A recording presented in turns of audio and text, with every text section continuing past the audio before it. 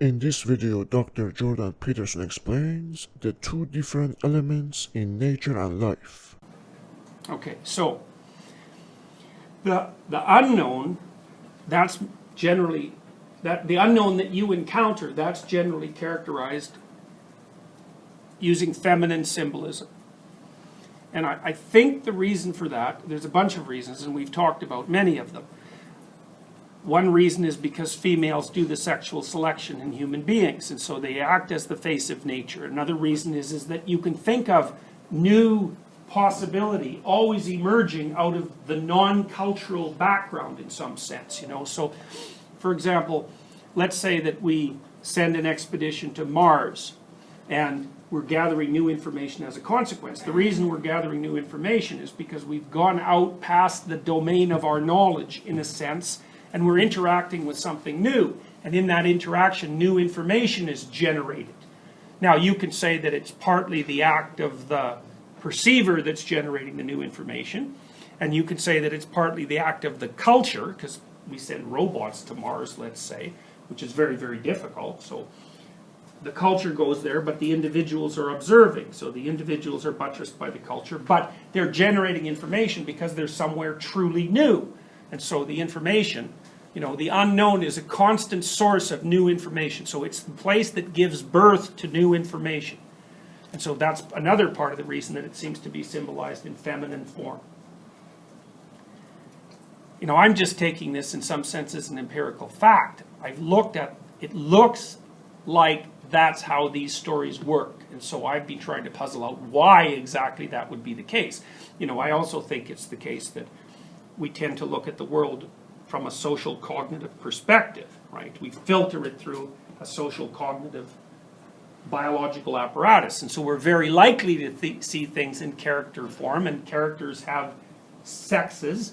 And so that's going to happen. And then the attributes of femininity or the attributes of masculinity that get used as symbolic reference, in some sense, there's an arbitrariness about it. So, for example, for the Egyptians, usually you have a sky god, but they had a sky goddess. Now, she generally represents the night sky, which is not exactly the same thing as the day sky. But, you have to, it's so tricky because you have to look at the relationships between the characters in order to decide what all of them mean. And that shifts a little bit from story to story. So this is what would you say? It's an approximation of the underlying structure, but there's a fair bit of variance in it, just like there's variation in stories.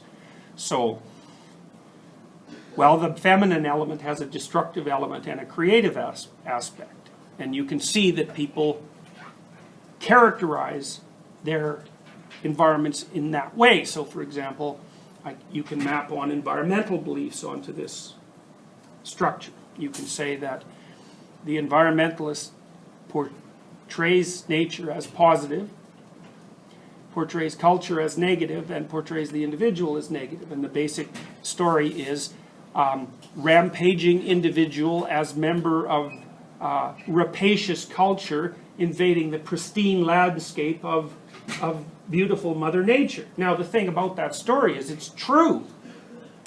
The problem with the story is it's half true. Now, so for example, one thing that's interesting to conceptualize is that that's exactly the opposite of the frontier myth. Now, the frontier myth was a story that was used extensively in Europe to drive immigration into the United States. And it was used to some degree in Canada too. And the story was the exact opposite. It's the hero, so that would be the immigrant, pioneer, bringing the benefits of order to a savage wilderness. Well, that's also true. But it's so interesting that both of those things can be true, and they're completely different from one another. There's no commonality at all between those two stories, except for the way that they use the characters. There's a feminine character, a masculine character that represents culture, and then there's another character that represents the individual. And you could even see that, if you think about it historically, the U.S. was founded in some sense on a frontier myth, and that was too one-sided, and so by the time the 1960s came along, the early 1960s, it shifted to its opposite. And that you need that because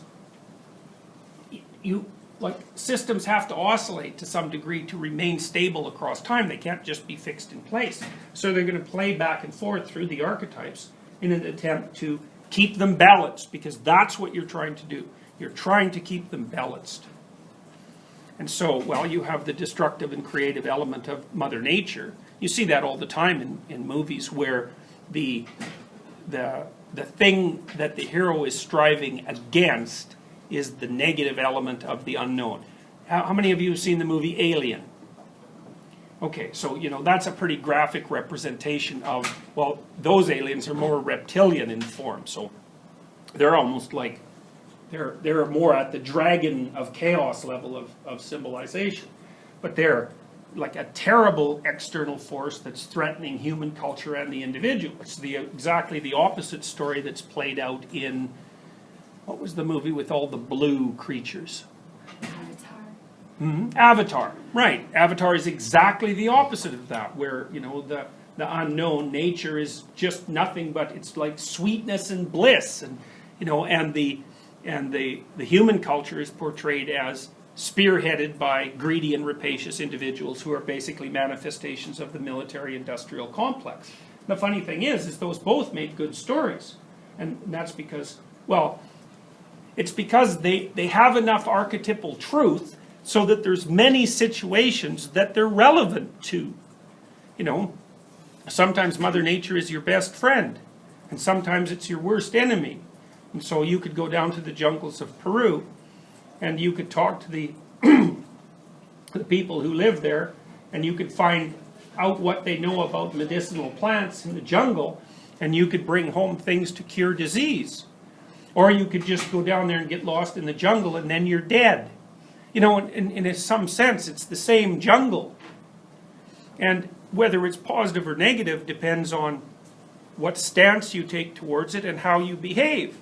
And so the other thing that's really interesting about mythology, and this is the lovely element of mythology, is that part of what it does is tell you how to take this incredibly complex landscape that's positive and negative at the same time at every level of analysis, and how to navigate through it so that the proper balance is maintained as far as the entire system is concerned.